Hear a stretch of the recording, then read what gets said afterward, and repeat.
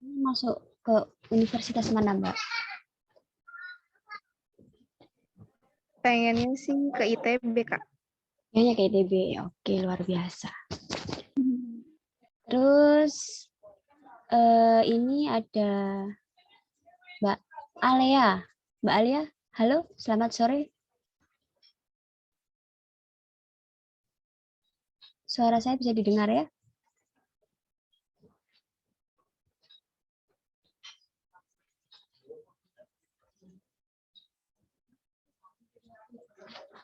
Halo, Mbak Alea mungkin lagi meninggalkan ruangan ya. Ini ada siapa lagi nih? Ada Mbak Wanda Mufidah. Halo Mbak Wanda, selamat sore. Halo Kak, selamat sore. Oke, bersemangat sekali Mbak Wanda. Mbak Wanda asalnya dari mana? Dari Kota Semarang, Kak. Yang mana nih, orangnya udah di on cam belum? Apa? Udah on cam belum? Oh, nggak berani Kak, soalnya kalau on cam nanti takutnya jaringannya nge-lag. Kayak kemarin. Seringnya nge-lag kalau di HP saya. Susah Kalau on jaringan. cam. Oke. Terakhir saya mau sapa siapa ya ini, Mbak Salwa. Halo. Mbak Salwa, selamat sore. Suara saya bisa didengar?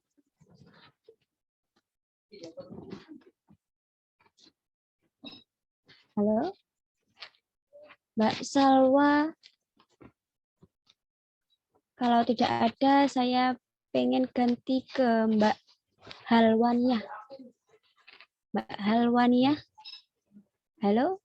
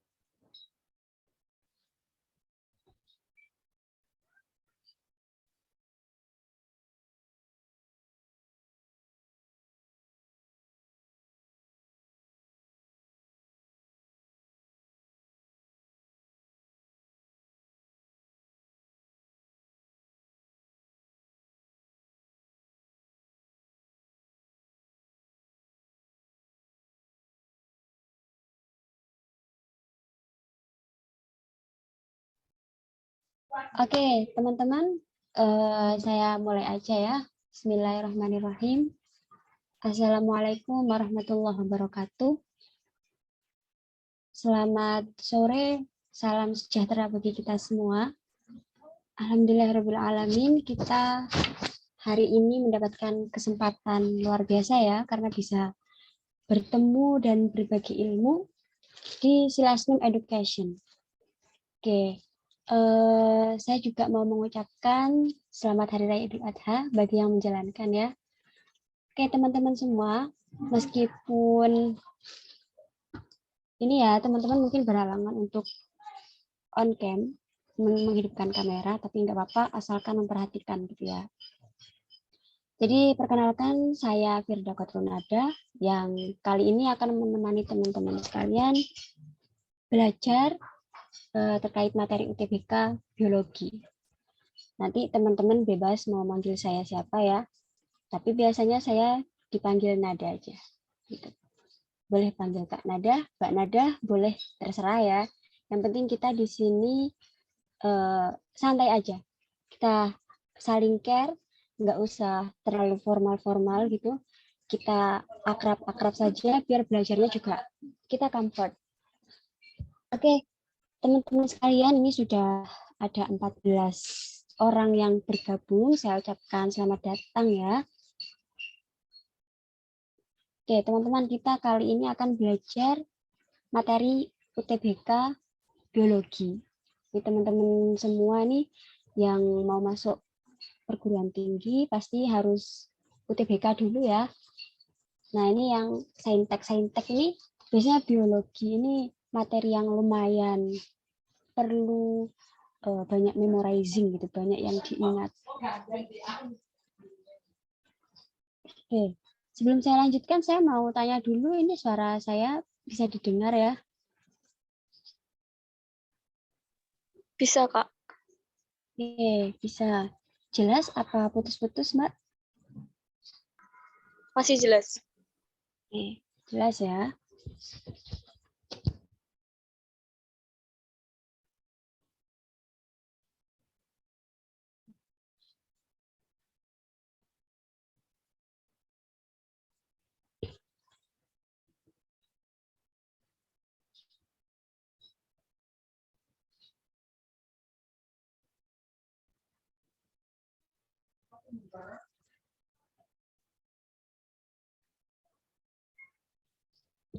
Sudah terlihat di layar teman-teman semua?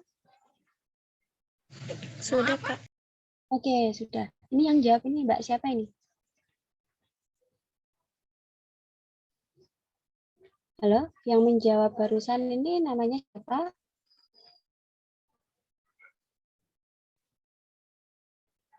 Kita di sini nggak usah takut ya, nggak usah dibawa tegang kayak di kelas sekolah seperti biasanya, karena kita di sini belajar bareng gitu, jadi nggak usah takut kalau ditanya siapa gitu ya jawab gitu ya, nggak apa-apa, biar nggak sepi di diskusinya.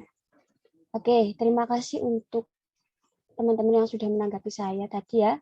Kita mulai saja materinya.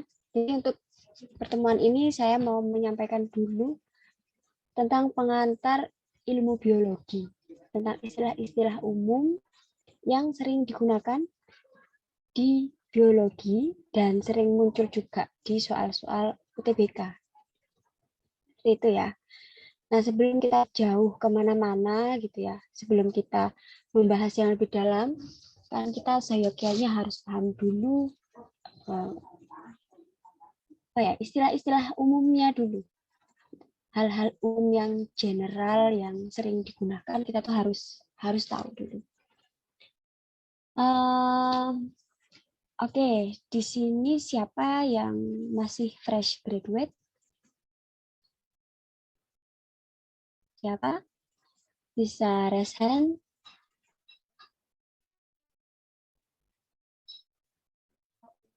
Oke.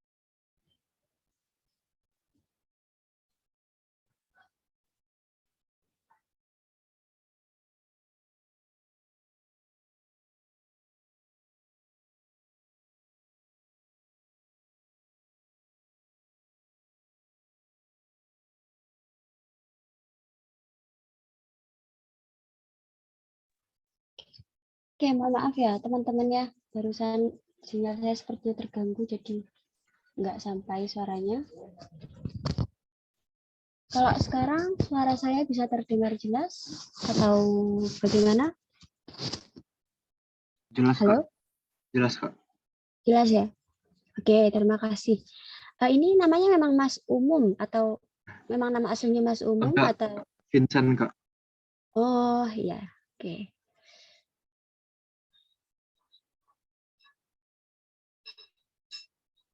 Mas Vincent fresh graduate tahun ini atau bagaimana? Saya masih kelas 12. Oh, masih kelas 12 jadi Iya, persiapan ya. iya, Kak. Oke, rencananya mau masuk universitas mana nih? Rencananya sih pengen masuk ITB, Kak. ITB, semoga tercapai ya Amin, Mas Kak. ya. Terima kasih, Kak. Oke, Mas Vincent, saya mau stretching dulu lah pemanasan. Kenapa Mas Vincent suka dengan ilmu pengetahuan alam? Ini kan berarti mau ambil saintek ya? Iya. Coba satu alasan yang bikin Mas Vincent suka dengan ilmu pengetahuan alam apa? Mungkin Eh, khususnya ke biologi mungkin ya? enggak. Jadi sebenarnya saya kurang suka materi-materi di IPA gitu kayak mat fisika, kimia, biologi gitu. Cuman kan Tapi saya pengen kuliahnya banyak jurusan, bisa pilih banyak. Jadi saya masuk ke IPA. oh gitu. Ya. Sekarang SMA-nya ambil jurusan apa, Mas? IPA. IPA. Iya. Berarti gimana? Selama ini menjalani sekolahnya nyaman tapi ya? Jujur agak sulit ya, Kak, apalagi kan belajarnya online. Saya waktu ngambil jurusan IPA kan belum online kan, jadi saya kira saya bisa ngikutin. Taunya sekarang online saya agak ketinggalan gitu. Oh, seperti itu. Jadi ini ya kurang maksimal ya kalau Iya. online. Tapi beruntung Mas Vincent. Mas Vincent ini ketemu kita ya. Jadi ada Ya. kelas free ini di Silasnem Education dan nanti di akhir ada kabar gembira buat teman-teman yang sudah niat banget untuk masuk ke perguruan tinggi yang dicita-citakan. Oke, terima kasih Mas Vincent untuk tanggapannya tadi ya. Oke, Kak. Teman-teman sekalian, saya mau memulai materinya ya. Jadi dalam ilmu biologi itu ada cabang-cabang ilmu yang dibahas ya. Nanti materi ini saya share ke teman-teman semua biar bisa buat belajar gitu ya. Karena ini udah rangkuman dari saya gitu. Oke, daripada baca buku biologi yang tebelnya segitu-segitu ya kan membosankan. Jadi mungkin kalau dibuat poin-poin seperti ini akan memudahkan teman-teman belajar. Oke, yang pertama teman-teman di ilmu biologi itu ada istilah morfologi. Ya, kalau teman-teman masih ingat ini adalah pelajaran di kelas 10 ya, Mas Vincent ya, masih ingat? Ingat, Kak. Ingat ya, tentang morfologi ini kita belajar di kelas 10. Jadi mempelajari apa sih morfologi itu? Morfologi ini mempelajari bentuk fisik makhluk hidup. Yang namanya bentuk fisik itu berarti kita mengambil sampelnya itu dari luar. Dari apa yang kita lihat, dari apa yang bisa kita raba, dari apa yang bisa kita rasakan. Contoh, permukaan batu itu kasar, atau sapi itu gemuk, sapi itu kurus, kucing itu bulunya lebat, kucing itu bulunya tipis atau tidak ada bulunya misalnya. Nah, itu hal-hal yang berbau fisik yang bisa kita dapat langsung tanpa menghitung dulu, tanpa menganalisa dulu, itu namanya bentuk fisik. Ya, kayak gitu. Apa yang kita lihat, apa yang kita raba, itu namanya bentuk fisik. Oke. Jadi di sini apa Kak yang dipelajari di biologi ini bentuk fisik apa? Bentuk fisik makhluk hidup. Ya. Biologi itu kan berasal dari dua kata ya, bios dan logos. Bios itu adalah kehidupan, logos adalah ilmu pengetahuan. Jadi yang mempelajari tentang ilmu pengetahuan tentang makhluk hidup atau tentang kehidupan. Jadi di morfologi ini kita nanti mempelajarinya bentuk fisik atau ciri-ciri fisik dari makhluk hidup. Seperti itu. Kemudian ada anatomi. Anatomi ini teman-teman kita mempelajari struktur tubuh pada makhluk hidup. Tadi kalau yang morfologi ini kita secara general menilai tentang bentuk fisiknya makhluk hidup. Kalau anatomi ini kita mengklasifikasikan struktur tubuh yang menyusun makhluk hidup itu sendiri. Jadi contoh, anatomi kucing misalnya. Ada kaki, ada sendi di lutut, ada pahanya, kakinya ada 4, telinganya, daun telinganya ada 2 dan lain sebagainya. Itu adalah ruang lingkup pembahasan dari anatomi. Nah, kemudian selanjutnya ada botani. Botani ini kita mempelajari tumbuhan. Ya, kita gampang ingat-ingatnya ya, botani. Ada kata-kata tani yang sudah profesi yang identik dengan bercocok tanam ya. Jadi botani ini adalah ilmu yang mempelajari tentang tumbuhan. Terus ada zoologi juga. Zoologi ini mempelajari tentang hewan.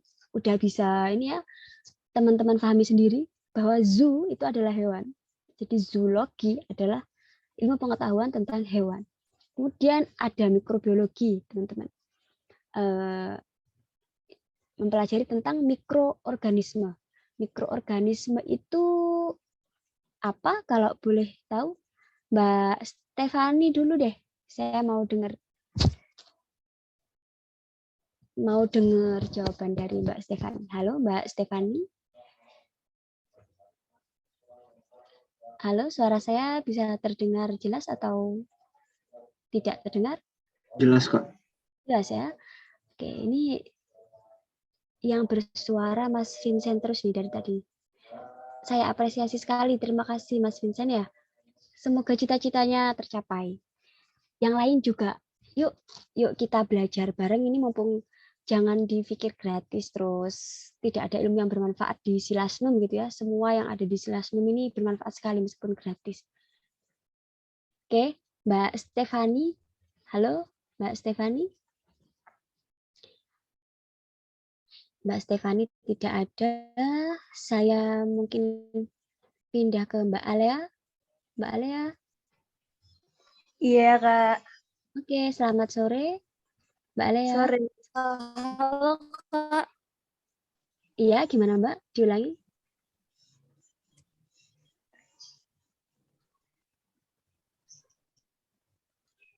Mbak Alea, bisa diulangi? Diulangi apa ya, Kak? Oh, tadi nggak ngomong apa-apa ya? Soalnya tadi putus-putus. Oke. Iya. Mbak Alea asal mana, Mbak? Asalnya dari Jawa Timur. Dari Jawa Timur. Yang tepatnya di mana? Di Blitar. Oh, orang Blitar. Ya. Terus mau masuk mana nih? PTN yang diharapkan? Niatnya sih di Brawijaya, Kak. Brawijaya Malang ya. Amin. Semoga tercapai Iya. Mbak Alea. Oke. Sebelum Amin. masuk Brawijaya, saya mau refresh dulu Mbak Alea. Mikrobiologi, mikroorganisme, itu menurut Mbak Alea apa?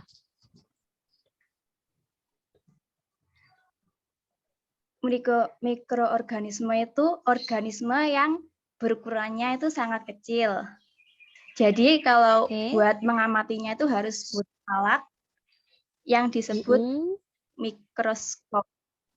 Mikroskop. Oke, terima kasih. Tepat jawabannya, Mbak. Ya, jadi terima kasih Mbak Alea. Jadi teman-teman. Sama-sama, Kak. Oke, ya. Jadi mikroorganisme ini lebih cepatnya kita menyebut makhluk mikroskopis, hanya bisa dilihat dengan mikroskop saja. Kalau nggak pakai mikroskop gimana Kak? Pakai kacamata doang misalnya, ya nggak bisa. Atau pakai lup, pakai kaca pembesar nggak bisa. Ya, hanya bisa pakai mikroskop. Ya, jadi nanti teman-teman kalau jangan bingung ya, mikroorganisme atau hewan-hewan yang kecil itu ya, yang hanya bisa dilihat dengan mikroskop itu, biar cepat mengingatnya, kita menyebutnya makhluk hidup mikroskopis. Mikroskop berarti ya memang makhluk hidup itu hanya bisa dilihat dengan alat namanya mikroskop. Ini semuanya pada tahu kan ya bentuknya mikroskop seperti apa?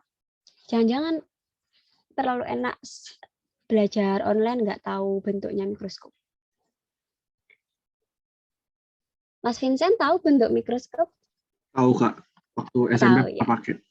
Oke, pernah pakai juga. Nah, bagus kalau pernah pakai. Mbak Alea pernah pakai juga atau bahkan belum pernah bertemu dengan mikroskop? Pernah Kak waktu praktek biologi kemarin. Waktu praktek sudah pernah bertemu berarti ya. Siapa lagi nih? Mas Aska Hermawan, halo Mas.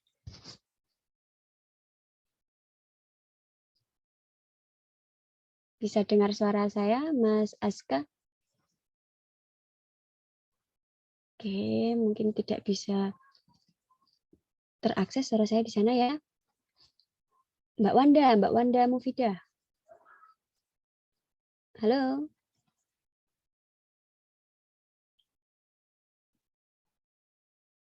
Wah, ini teman-teman ini nggak tahu pada kemana ya. Oke, kita lanjutkan dan saya berbaik sangka saja ya teman-teman semua di sini sudah kenal mikroskop dan sudah tahu sudah pernah praktek menggunakan mikroskop. Nah, jadi itu tentang mikrobiologi mempelajari tentang makhluk hidup yang mikroskopis. Kemudian selanjutnya ada ekologi. Ini mempelajari tentang jamur ya, tentang fungi. Terus ada ekologi. Ini mempelajari tentang hubungan makhluk hidup dengan lingkungan. Bisa contohkan nggak ya teman-teman di sini, salah satu teman-teman di sini ada yang bisa contohkan nggak? Contoh kejadian nyata ya di kehidupan sehari-hari tentang ekologi ini. Siapa? Boleh raise hand?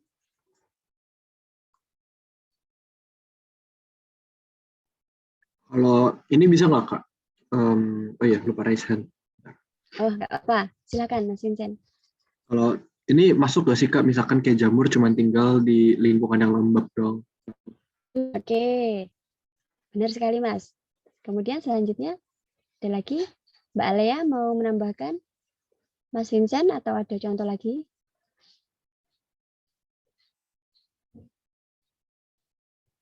Iya Kak, itu apa ya? Contohnya itu kayak serangga itu cari madu di bunga. Itu Oke, itu gimana tuh, Mbak? Korelasinya dengan ekologi ini bagaimana?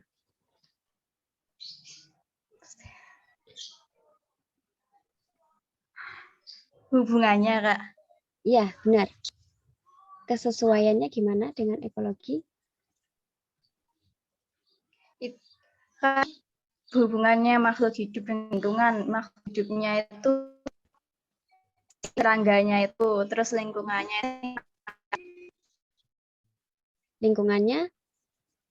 Bunga ya? Iya. Oke, benar sekali. Terima kasih kepada dua orang yang sudah menanggapi. Oke, jadi benar sekali ya. Ekologi ini lingkup pembahasannya tentang bagaimana makhluk hidup ini menyesuaikan diri dengan lingkungan yang dia tempati.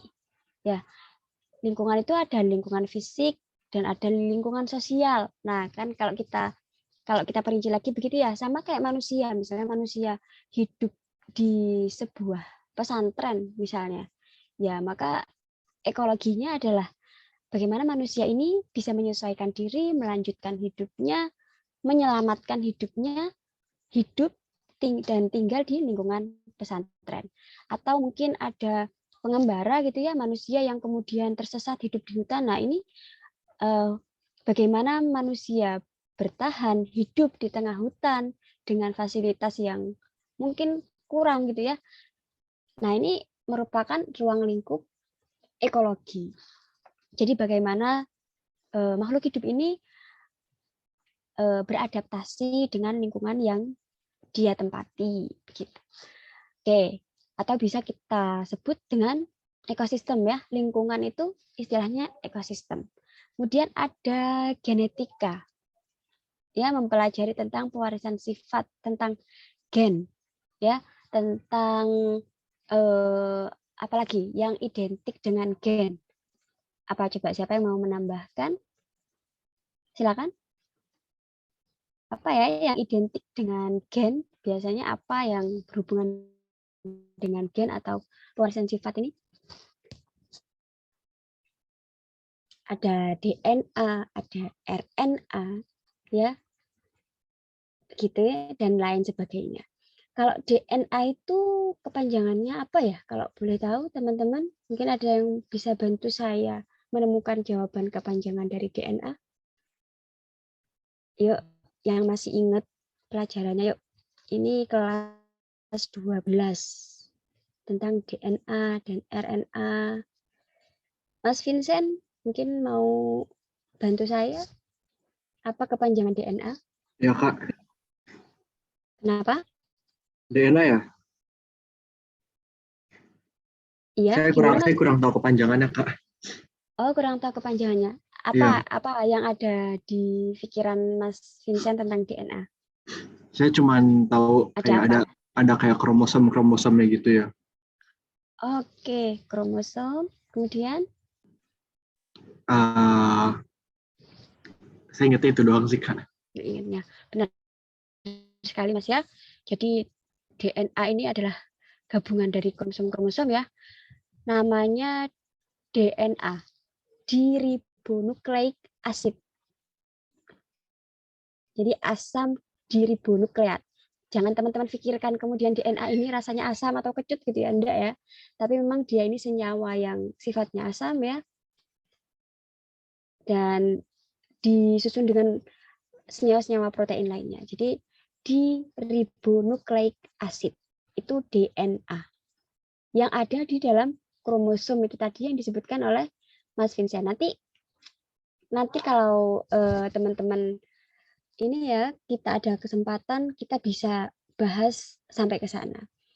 Terus kalau RNA, siapa yang tahu kepanjangannya boleh bantu saya?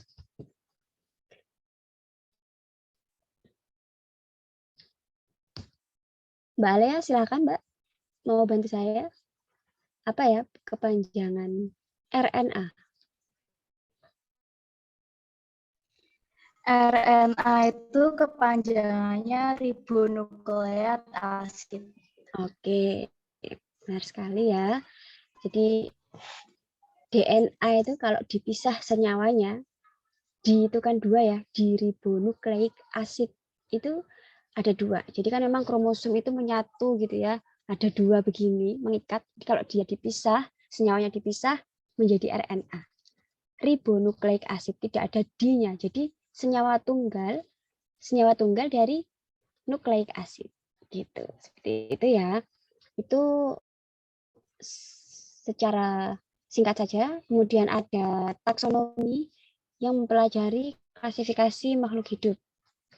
Kemudian ada evolusi, mempelajari tentang perkembangan dan kekerabatan makhluk hidup. Nah, ini nanti berhubungan dengan seleksi alam ya, Mas Mbak sekalian. Nah, nanti ini jenis penelitian bisa dipelajari sendiri, dibaca-baca sendiri. Penelitian biologi juga bisa dipelajari sendiri. Sekarang kita ke keanekaragaman hayati. Nah, di dalam kehidupan ini, Mas ya, ada 3 keanekaragaman makhluk hidup. Yang pertama gen, ya, kemudian jenis dan ekosistem. Nah, jadi kalau gen itu adalah satu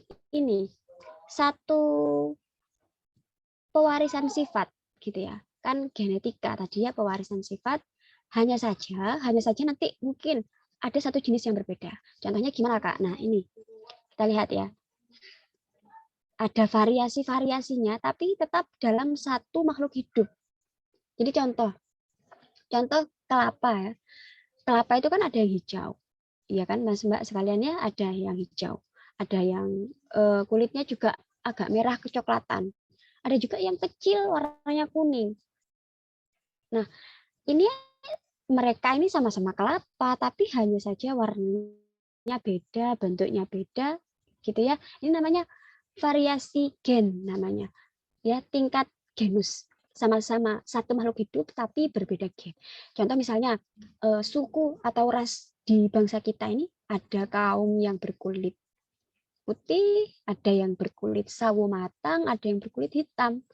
Mereka bertiga ini sama-sama makhluk hidup, sama-sama manusia, tapi pewarisan sifatnya berbeda, ya. Yang menimbulkan manusia itu kemudian variasinya berbeda. Ada yang kulit putih, ada yang kulit coklat, ada yang kulit hitam. Nah, ini contoh keanekaragaman hayati gen. Satu makhluk hidup, ya, satu jenis makhluk hidup, tapi memiliki satu perbedaan yang mencolok begitu. Kemudian ini lagi contoh yang kedua ya, ada anjing. Ya, keanekaragaman hayati anjing itu kan ya macam-macam ya.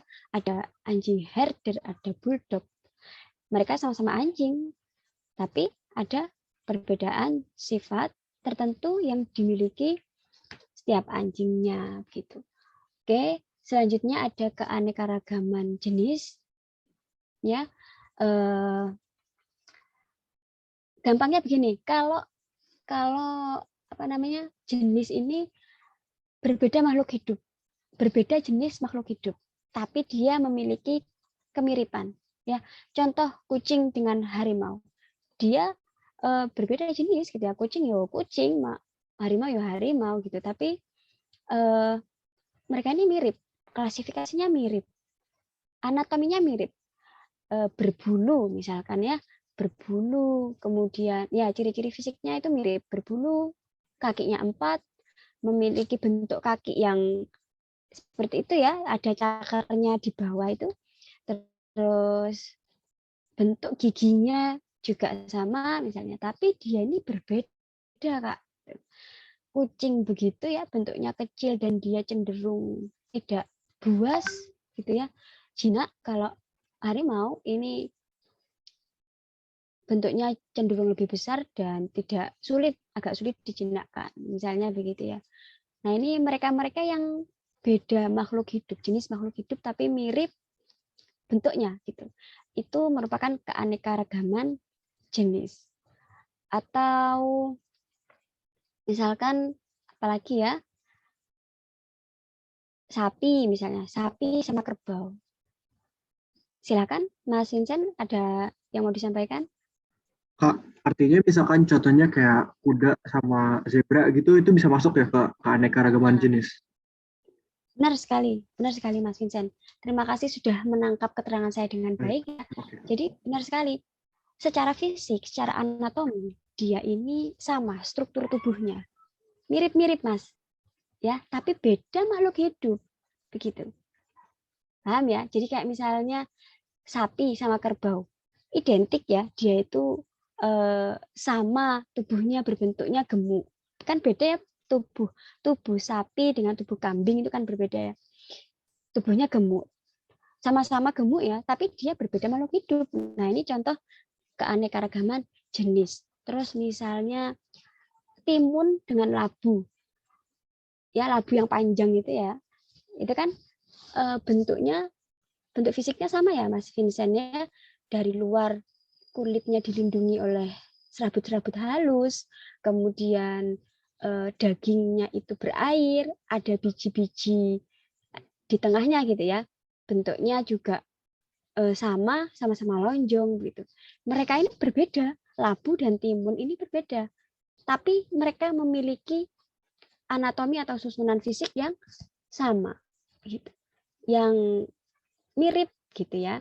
Jadi mereka ini hal-hal yang begini ini, makhluk hidup yang begini ini termasuk keanekaragaman jenis begitu. Begitu ya, Mas Vincent, bisa dipahami ya, dan teman-teman yang lain? Bisa, Kak.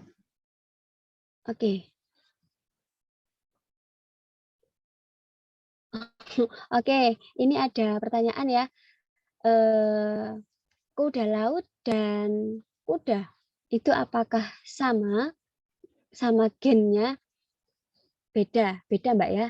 Ya, jadi mereka itu tidak satu makhluk hidup. Tadi kan keterangannya kalau keanekaragaman gen ini mereka satu makhluk hidup tapi jenisnya berbeda. Kayak misalnya kuda, satu makhluk hidup. Kalau ini kita mempelajari keanekaragaman gen, ini nanti kita misalnya ada kuda berwarna putih, ya ada kuda balap itu biasanya ya, kudanya warna putih, ada kuda warna kecoklatan yang seperti biasanya. Nah, ini termasuk yang termasuk contoh keanekaragaman gen. Jadi mereka ini satu makhluk hidup yang dibahas ya kuda gitu. Makhluk hidup kuda di darat ini ya maksudnya ya. Kalau keanekaragaman jenis kan berbeda makhluk hidup ya, berbeda jenis makhluk hidup tapi dia memiliki struktur anatomi yang sama. Nah, bagaimana kalau kuda yang biasanya ada di darat dengan kuda laut, Kak? Nah, mereka ini hanya sama namanya saja. Ya, Mbak ya, mereka itu hewan laut yang struktur anatominya jelas berbeda ya. Dari gen saja dia sudah berbeda. Nah, dari situ makanya ya memang kuda laut dengan kuda darat itu ya memang nggak ada hubungannya gitu. Mereka hanya saja kebetulan ya mereka itu beruntung di Indonesia mendapatkan nama yang sama-sama kuda. Gitu ya, Mbak. Siapa tadi yang tanya kuda laut dan kuda darat? Mbak Melisa. Seperti itu Mbak Melisa ya, bisa difahami Mbak Melisa? Bisa bersuara? Bisa difahami keterangan saya?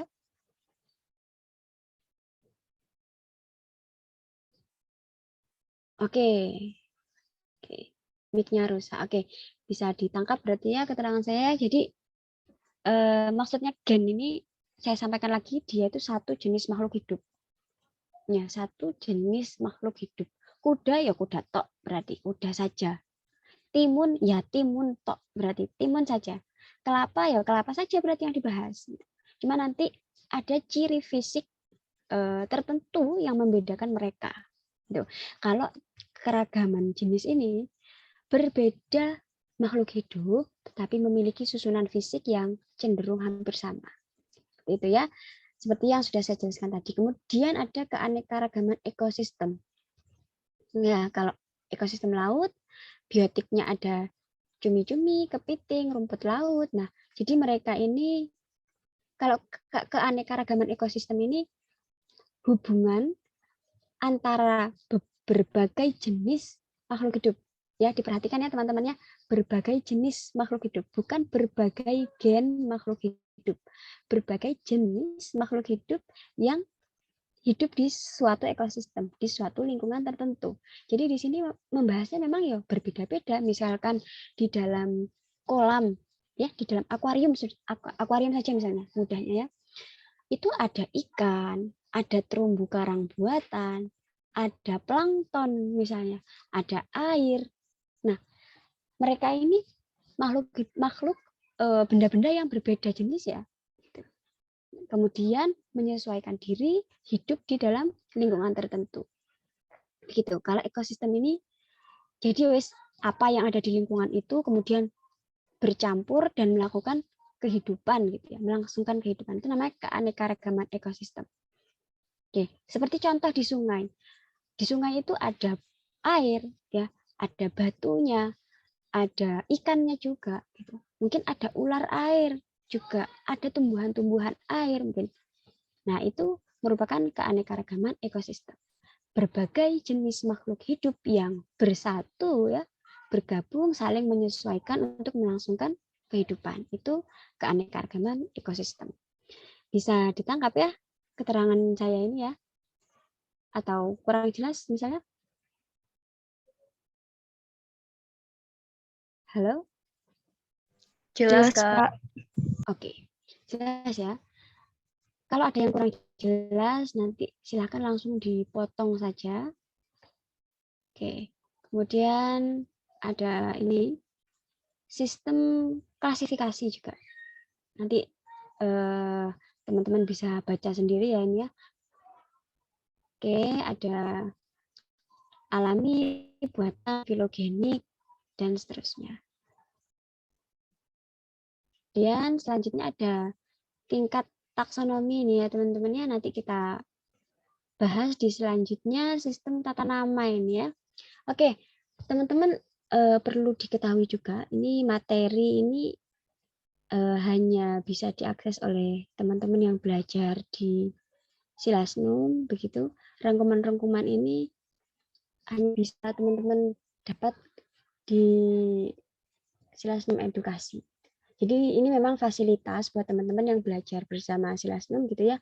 Ini bukan untuk umum gitu. Jadi nanti kalau teman-teman tertarik masuk ke Silasnum, ini selain mendapatkan fasilitas-fasilitas yang lain, salah satunya teman-teman akan dapat rangkuman-rangkuman menarik tentang materi UTBK. Jadi seperti ini, kita nggak perlu baca buku atau modul setebel apa yang bagaimana gitu ya. Kita cukup belajar tabulasi-tabulasi yang sudah ada di sini, dan ini kami sudah saring ya berdasarkan soal-soal UTBK yang sering keluar 2 tahun terakhir ya, maksimal 2 tahun terakhir gitu. Jadi insya Allah ini apa yang kita cantumkan di sini ini yang sering keluar nanti di UTBK. Jadi saya rasa sangat memudahkan teman-teman sekali nanti untuk menjawab soal UTBK ya.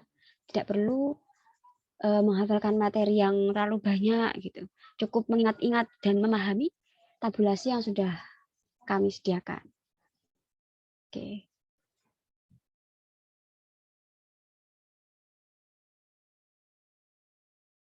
Oke ya.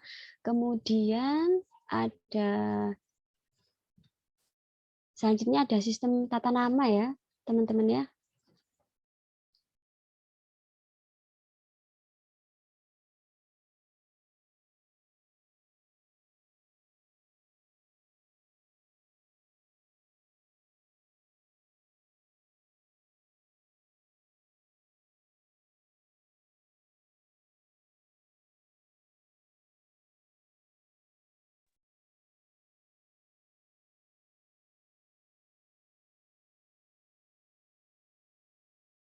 Mohon maaf, sinyal saya agak terganggu ya. Oke, kita lanjutkan tentang sistem tata nama makhluk hidup ya. Yang pertama ada nama jenis yang paling tinggi ya. Sebentar.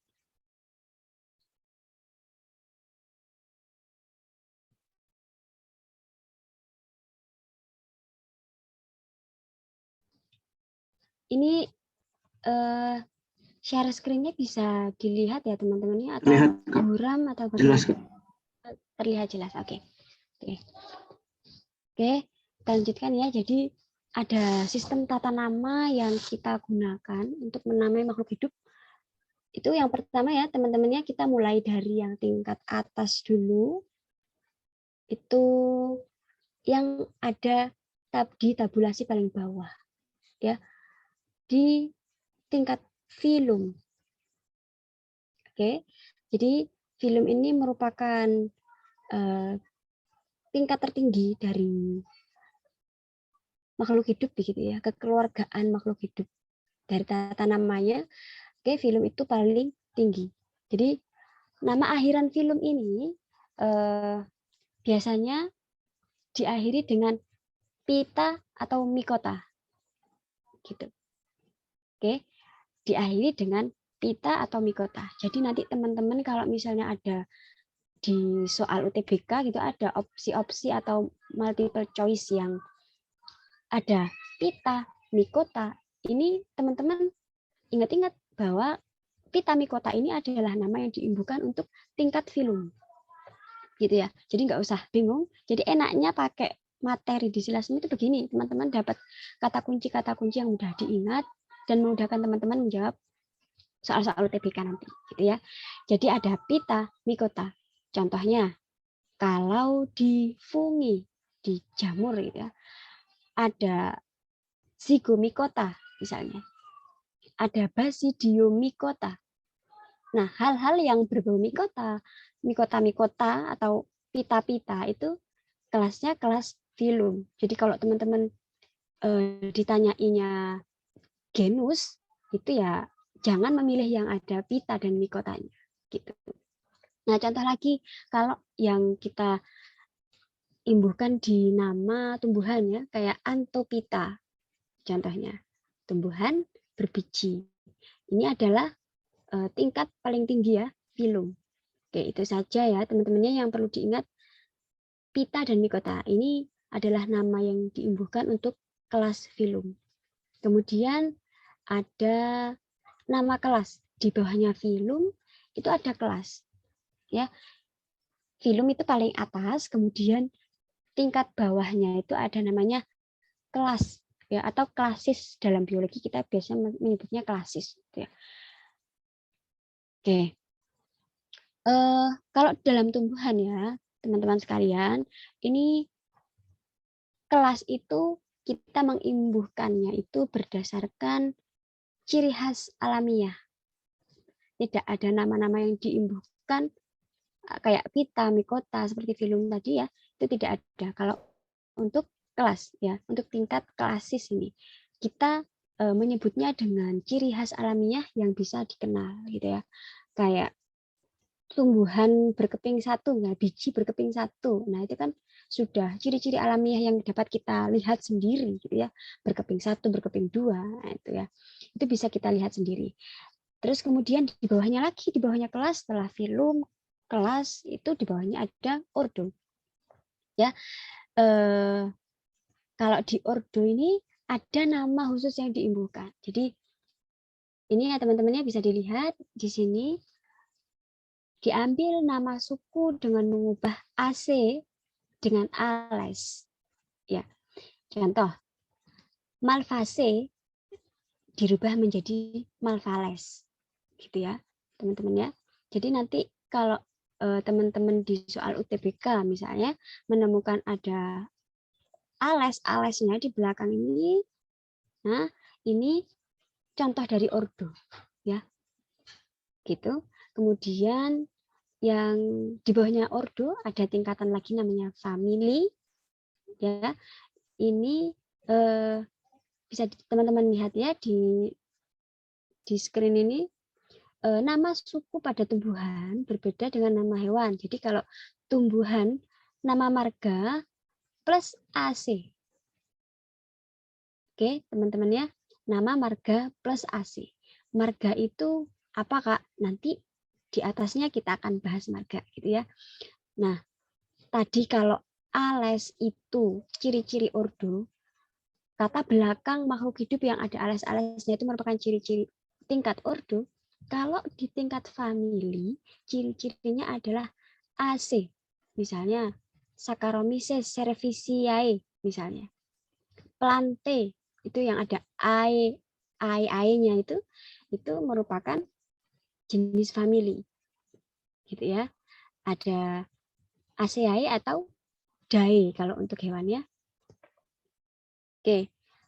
Nah, ini ada rumusnya nama marga plus Aceae atau Dae ya. Marga itu apa? Kita bahas sekarang. Marga itu nama lain dari gen. Ya, teman-teman sekalian, jadi jangan bingung. Marga sama genus itu tidak ada bedanya. Mereka itu sama. Marga itu ya gen, ya. Oke, terdiri dari satu kata dan dicetak miring cara penulisannya ya. Marga itu ya contoh nama individunya itu sendiri. Jadi misalnya kucing. Kucing itu nama ilmiahnya apa? Felis ya. Nah, itu namanya marga, teman-teman ya. Tidak ada kata lain yang diimbuhkan di belakang. Jadi kalau misalnya nanti teman-teman di soal UTBK disajikan opsi 1, 2, 3, 4, 5 misalnya. Ada nama-nama makhluk hidup. Manakah yang termasuk nama marga misalnya? Ya itu hati-hati ya. Nama marga ini di belakangnya itu tidak ada imbuhan apa-apanya. AC, Dae, itu tidak ada. Pita, mikota itu tidak ada. Oke, teman-teman ya.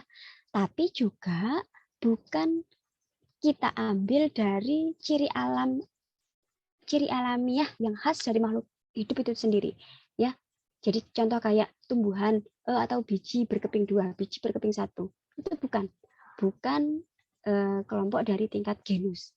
Kalau genus itu mereka memang memiliki nama Latin sendiri, ya. Jadi seperti kucing dan macan. Ini kita nyebutnya Felis namanya. Jeruk, ya, keluarga jeruk itu citrus.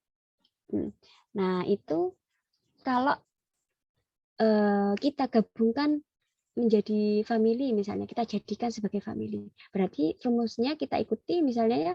Misalnya kucingnya Felis kita jadikan family. Berarti kita ikuti ya. Kita ikuti rumusnya, nama marganya Felis, kemudian ditambah Day. Jadinya Feliday. Seperti itu. Ya. Bisa difahami teman-teman sekalian ya. Kemudian yang setelah marga di bawahnya ini adalah tingkat tata nama yang paling rendah sudah ya, tidak ada lagi di bawahnya. Itu adalah nama jenis atau spesies. Ya. Ini juga tidak ada tidak ada imbuhan kata khusus yang melekat dalam penulisan nama ini ya. Jadi kita memang ya harus menghafal ini ya kalau nama jenis atau spesies ini. Seperti padi, nama latinnya adalah Oryza sativa. Melinjo, tahu melinjo ya teman-teman ya. Gnetum, gnemon. Kayak pinus, pinus mercusi misalnya. Kayak kelapa, Cocos nukifera misalnya. Ini kita memang harus ya menghafal, mau tidak mau. Oke, begitu ya teman-teman sekalian. Oh, ini juga dalam penulisan nama ilmiah, teman-teman harus perhatikan ya kalau misalnya dibutuhkan menulis nama ilmiah apa gitu ya, dalam rangka apa gitu misalnya. Jadi penulisan ilmiah itu ditulis miring atau kalau tidak miring bisa tegak tapi bergaris bawah. Ya, diingat-ingat ya teman-temannya itu pengetahuan tambahan saja. Jadi jangan sampai nanti nulis nama-nama ilmiah nggak dicetak miring dan nggak dikasih garis bawah gitu ya. Oke, teman-teman ada yang ditanyakan sebelum kita akhiri materi? Ada yang ditanyakan? Saya tadi kurang nangkep Kak tentang penulisan yang di garis miring sama ditulis miring dan di garis bawah. Oh oke. Mas Vincent, terima kasih ya. Jadi nama-nama ilmiah Mas Vincent seperti Oryza sativa, Gnetum gnemon, Cocos nukifera. Ini kalau kita tulis ya, entah itu di laporan praktikum, entah kita nulis di artikel, ini dalam aturannya di KBBI ini wajib di underline, Mas. Kalau tulisannya tegak seperti ini, itu wajib dikasih garis bawah. Seperti itu. Kalau tidak mau begitu, boleh tidak usah dikasih garis bawah, tapi langsung dibuat font miring. Itu saja Mas. Itu tentang aturan penulisan nama-nama ilmiah. Oke, jadi kita nggak boleh Mas menulis nama ilmiah telanjang seperti ini ya misalnya. Tapi kan ini kan di di materi ya. Kalau kita misalnya menulisnya seperti di laporan yang berbau formal, kemudian kita dinilai dan dilihat publik, itu seyogyanya itu menulisnya itu dimiringkan. Yang pertama dimiringkan. Contoh Oryza sativa. Ini Mas diblok terus dimiringkan ya. Paham maksud saya ya? Dikasih font miring. Mas Vincent paham? Itu misalkan saya cuma menulis Aves dong. Itu perlu di garis miring juga atau kalau saya misalkan tulis lengkap secara kayak Aves passeriformes baru semuanya digabungin dimiringin gitu. Atau misalkan saya cuma nulis singlenya doang kayak saya tulis Aves doang itu apa harus dimiringin juga atau boleh normal tulisnya? Oke, gini, jadi ada bedanya Mas. Nama ilmiah dengan sebutan atau istilah biologi gitu ya. Kalau gini-gini ini Mas, ya kan kalau kita ya padi itu kan ya sebutannya padi, tapi dia memiliki nama asli dari suatu makhluk hidup. Ya, kalau Aves itu kan bukan makhluk hidup ya, itu namanya kelompok burung kan begitu. Tapi dia bukan nama asli burung, begitu kan Mas ya? Bisa difahami ya? Bisa kayak ya oke. Paham ya? Jadi yang ditulis miring, nama-nama ilmiah yang saya maksud di sini yang harus ditulis miring atau di garis bawahi itu adalah nama asli dari satu makhluk hidup. Kayak melinjo, contoh melinjo. Kita nyebutnya melinjo, di Indonesia menyebutnya melinjo, tapi melinjo ini punya nama lengkap sendiri. punya identitas sendiri yang asli. Siapa namanya? Genetum Genemon. Nah, Genetum Genemon inilah yang harus ditulis miring, atau kalau tidak miring, ditulis tegak, tapi harus ditambahi garis bawah. Seperti itu, Mas Vincent. Bisa ditangkap? Bisa Kak, terima kasih Kak. Oke. Terima kasih ya teman-teman. Karena ini kita waktunya sudah mau berakhir, saya mau menyampaikan kabar baik ya untuk teman-teman. Jadi untuk teman-teman semua yang mengikuti kelas gratis di Silasnum ini mendapatkan kesempatan diskon untuk mendaftar menjadi peserta belajar ya di Silasnum Education dengan mendapatkan diskon registrasi dari 1.300.000 menjadi 150.000 saja. Dan teman-teman dengan harga segitu sudah resmi menjadi bimbingan belajar, masuk ke bimbingan belajar Silasnum Education dan mendapatkan fasilitas-fasilitas yang berbeda tentunya dengan kelas yang gratis ini, gitu ya. Apakah fasilitasnya nanti sama dengan yang membayar 1.300.000 misalnya membayar normal? Ya, khusus kalian saja, tidak untuk selain kalian, gitu ya. Jadi ini benar-benar rezeki gitu ya. Silasnum Education ini lagi berbaik hati untuk membantu teman-teman semua yang mau masuk ke perguruan tinggi yang diinginkan, ya. Dari 1.300.000 menjadi 150.000 saja. Ya, nanti teman-teman yang minat bisa hubungi Kak Wisam ya. Ini teman-teman tahu ya Kak Wisam semuanya di sini ya, tahu ya. Halo? Tahu Kak. Oke, Kak, tahu ya. izin bertanya Kak, Silahkan. kalau untuk yang kelas premium itu per minggunya berapa kali pertemuan Zoom ya Kak ya? Terima kasih Kak. Oke, terima kasih pertanyaannya. Nanti saya jawab di akhir ya Mas ya. Saya sampaikan dulu fasilitas-fasilitas yang didapatkan kalau teman-teman mendaftar di menggunakan kupon ini ya, menggunakan diskon ini ya, dan kemudian resmi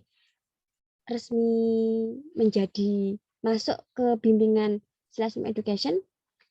Pertama yang didapatkan di kelas premium ya, kita sebutnya ya, mendapatkan grup WA Ambis. Kita nanti akan dimasukkan ke dalam grup WA yang di situ kita akan dikasih materi, dikasih pendampingan juga untuk memudahkan teman-teman sekalian mengerjakan soal-soal UTBK. Kemudian apalagi yang mendapatkan grup Telegram Ambis juga. Nah, ini nanti lebih menarik lagi teman-teman, karena di Telegram itu nanti kita akan banyak simulasi UTBK yang kita lakukan gitu ya, materi-materi yang kita share, kemudian pembahasan-pembahasan kita bebas tanya jawab sepuasnya di situ ya. Kemudian juga akan mendapatkan kelas bimbingan ya selama liburan sekolah. Kita juga akan didampingi oleh tentor-tentor berkualitas dan kompeten di bidangnya. Kemudian kita juga di Silasnum Education ini akan mengadakan seminar kiat-kiat sukses UTBK dari para alumni UTBK. Ya, jadi kakak-kakak kita yang sudah berhasil lolos masuk perguruan tinggi yang diinginkan melalui UTBK nanti akan ngasih bocoran-bocoran ke kita dari pengalamannya gitu ya, apa sih yang bikin lolos ya melaksanakan UTBK dan bisa masuk perguruan tinggi yang diharapkan. Kemudian ada tryout mingguan. Jadi ini berkesinambungan dengan pertanyaan saudara tadi ya, dalam 1 minggu ada berapa kali pertemuan Kak? Ya, jadi jawabannya ada 2 kali pertemuan dalam seminggu Mas ya. Nah, dan di setiap minggunya kita ada tryout. Kita benar-benar latihan di situ. Jadi kita nggak hanya dengerin tentornya ngomong gitu ya, menjelaskan gitu kan, apa bedanya dengan sekolah online seperti biasanya gitu. kita kalau di Silasm Education nggak hanya itu. Jadi setiap minggu kita ada tryout mingguan. Benar-benar kita akan mengawal dan mengasah kemampuan teman-teman sekalian dalam materi UTBK yang sudah kita pelajari bersama. Gitu. Kemudian setelah tryout mingguan, ini kita juga akan ada super tryout akbar.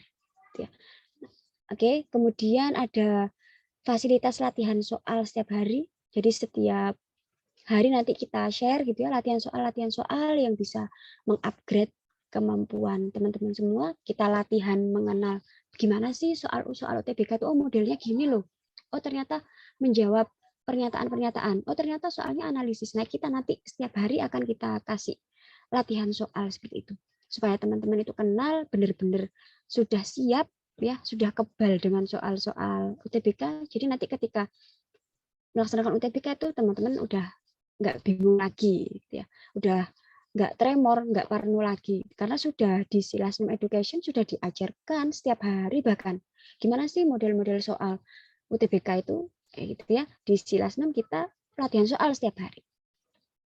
Oke, kemudian ada tes potensi akademik untuk penentuan jurusan. Nanti teman-teman akan mendapatkan fasilitas tes potensi akademik juga, gitu ya. Kalau di lembaga-lembaga lain mungkin tes potensi akademik untuk pemetaan ini kayaknya yang saya tahu bayar ya teman-teman ya. Tapi kalau di Silasm tidak ya, itu sudah masuk di pendaftaran 150.000 tadi. Hanya untuk teman-teman yang ada di sini saja. Ya, tidak untuk yang lain. Oke. Kalau untuk yang lain gimana Kak? Ya berarti normal gitu. Jadi kemudian selanjutnya ada konsultasi beasiswa dan kuliah. Ya, untuk teman-teman yang pengen kuliahnya gratis, dapat uang jajan misalnya, bisa konsultasi ke kita gitu ya. Silasm Education memfasilitasi bagaimana sih nanti cara dapat beasiswa di kuliah itu bagaimana, enaknya apa saja gitu ya, tantangannya apa saja, yang harus dipersiapkan apa saja. Itu Silasm Education menyediakan ya teman-teman sekalian ya. Kemudian kabar baiknya lagi nih ya teman-teman ya, kalau di Silasm Education itu kita berpeluang masuk perguruan tinggi dengan jalur beasiswa kuliah Silasm di PTN. Oke. Gitu teman-teman ya. Dan masih banyak bonus-bonus lainnya. Saya tekankan lagi, hanya untuk teman-teman yang ada di sini yang berhak mendapatkan voucher ya, dari 1.500.000 mendaftar bimbingan di Silasm Education menjadi 150.000 saja, dan kita akan mendapatkan fasilitas yang seluar biasa ini. Dan saya tidak tahu mungkin apa ada lembaga lain mungkin ya yang menyediakan fasilitas seluar biasa ini gitu. Hanya untuk teman-teman di sini saja. Kak, apakah Silasm akan membuka lagi voucher-voucher seperti ini? Jawabannya kita masih belum tahu ya teman-teman ya. Tapi yang perlu saya tekankan, jangan pernah sia-siakan kesempatan, karena kesempatan biasanya tidak datang 2 kali gitu ya. Jadi buruan teman-teman yang ada di sini yang sudah mendapatkan kesempatan itu ya, voucher dari 1.500.000 menjadi 150.000 saja. Mohon maaf, 1.300.000 menjadi 150.000 saja. Dan itu sudah luar biasa akan memonitor teman-teman semua persiapan menghadapi UTBK. Oke. Itu saja mungkin ya teman-temannya. Nanti kalau ada teman-teman yang minat ya, jangan sampai sia-siakan voucher ini, langsung saja ya hubungi Kak Wisam. Ya, hubungi Kak Wisam, Kak saya mau daftar Kak. Saya nggak mau sia-siakan voucher ini, kapan lagi saya mendapatkan fasilitas belajar yang seluar biasa itu dengan harga yang terjangkau sekali. Oke ya, teman-teman ya, segera hubungi Kak Wisam sekarang juga, karena kesempatan tidak datang 2 kali. Sebelum saya tutup, ada yang mau disampaikan? Ada yang mau ditanyakan?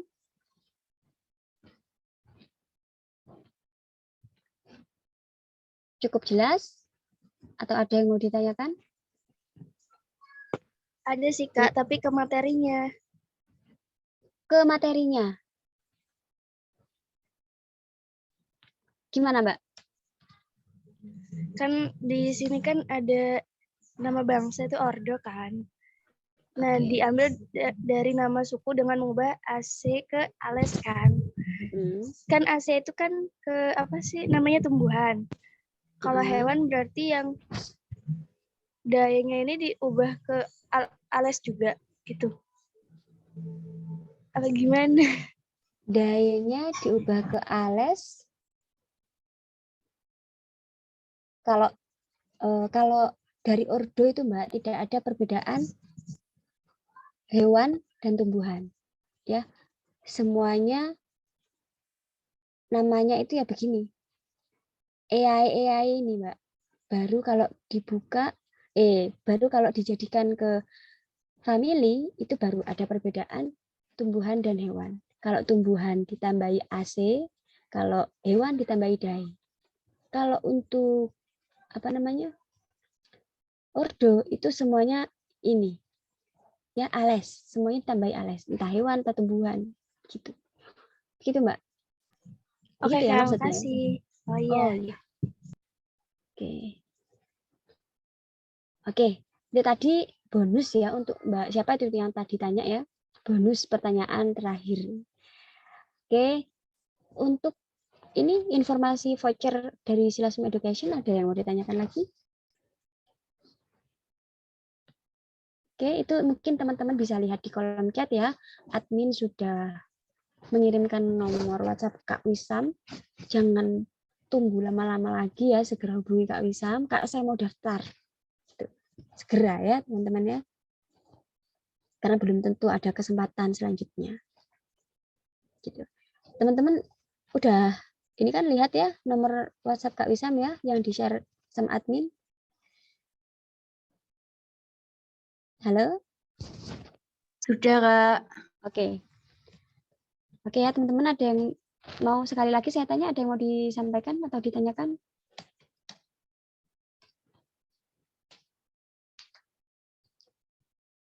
Mas Vincent, ada yang mau ditanyakan Mas? Udah gak ada sih, Kak.